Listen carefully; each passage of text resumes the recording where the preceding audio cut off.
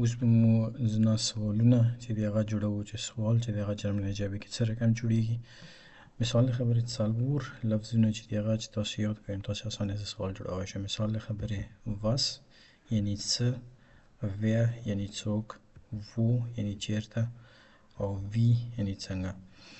مثال د خبرې که مثال ویو نو تاسو یلی شئ was سره یې جمله چې جوړه کړئ نو یلی شئ چې was ist das، دا څه شی دی. دا اول مثال ده. او دویم کې دا لفظ چې دی دا مې لاندې لیکلی دغه مثال کیدلی شي چې wer bist du یعنی ته څوک یې.